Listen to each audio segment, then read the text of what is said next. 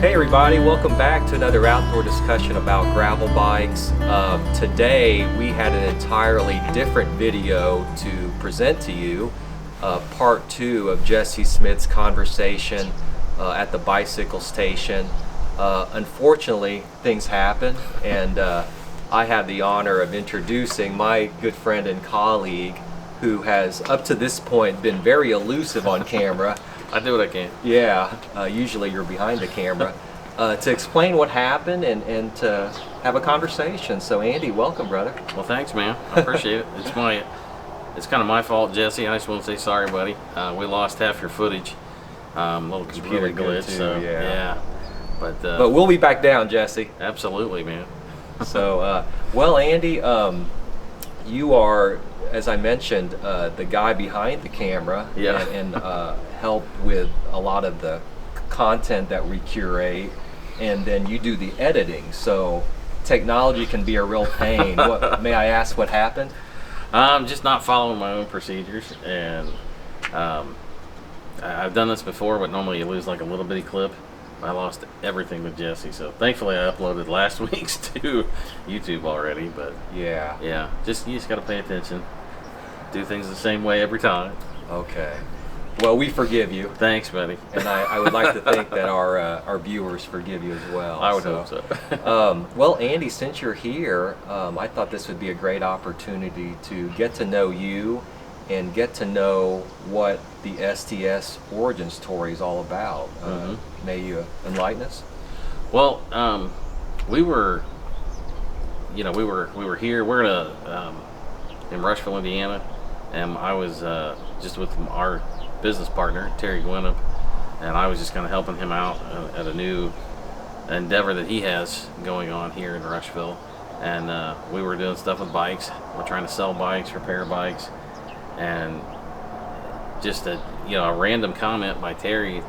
It's too bad we can't make our own. And we kind of realized that we had Kate, who knew a little bit about welding, was like, hey, maybe we could just make our own. And it just kind of took off from there. I woke up at 2:30 in the morning, was looking up, where to buy things, buy steel, how hard it is to do. By 7:30 the next morning, we had made up our minds we were going to do this. And for those of you that does not know Terry Gwyneth, Terry is a serial entrepreneur. Yeah. Has, just aims real high, and he's got 6 businesses going right now. 6 businesses going right now, so he's always on the phone. But so this was an idea that you guys had, just kind of on the fly. Yeah. And so originally what it was going to be was just me and Kate. I got with Kate, and I kind of shared her with some what other people do. And so we were going to make a road bike, a bespoke road bike, totally custom, from paint to geometry, and it was going to take a while to make them.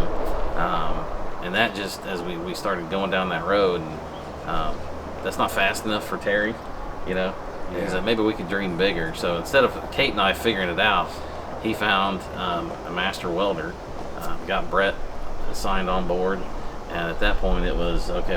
It's on from there. We got to go faster and make more bikes. So Andy, where we left off, how did the company go from a custom, bespoke road bike, in small batches, road bike company, to now in the world of gravel, which is the fastest growing, most popular segment of cycling? Well, again, we try to be open to things. So we had brought in a guy named Steve Hirschberger. Steve, you would know if you've seen the video of the Gravel World's race report. Yep. Steve shared his experience there.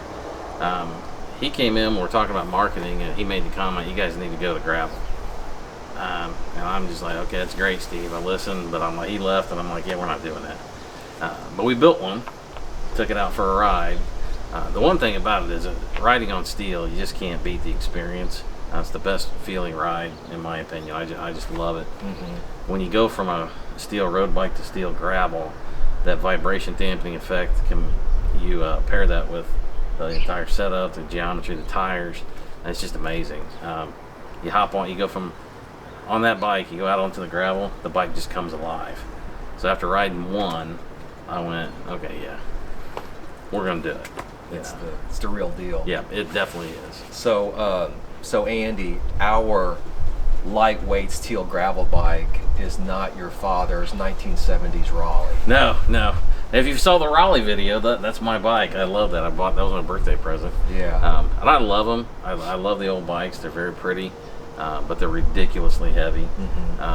You pick those things up. It's a heavy bike. Yeah. That's not what we make. We have had bikes that when you compare to certain carbon, we're in the same weight class, or we can sometimes beat a carbon bike. I know it's kind of hard to believe, but we make a lightweight bike. Yeah. And you find out that when you hop on gravel, the bike comes alive. It's comfortable. Yeah. So in addition to making lightweight bikes and frames, what other attributes make us unique here at STS, Andy? I mean, you can always talk about how we're made here in Indiana. We're made in America. But to me, the thing I think that makes us unique, makes us special.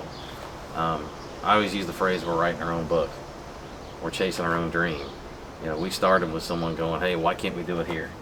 Why can't we produce something in Indiana? Why can't we give people jobs for producing bikes?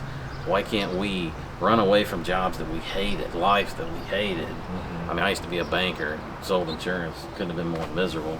Why can't we chase a dream? Yeah. Why not us? So you have all of us here are that kind of people. We're chasing a dream. We're writing our own book, and so we're open.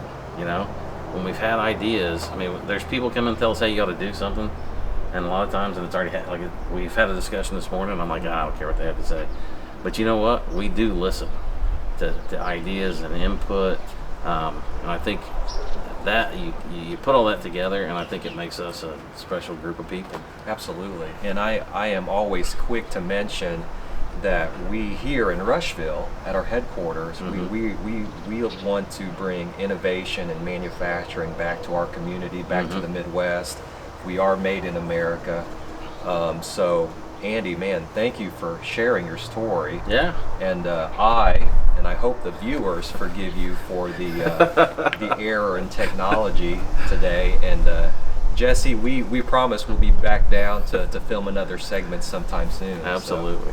So Andy, is there anything else you would like to let our viewers know, the STS community, before we sound off? Give us a call, check us out. Come with us. Go with us on this journey. Yeah. Brother, what's our tagline? Explore confidently. I don't think I said it as good as Phil.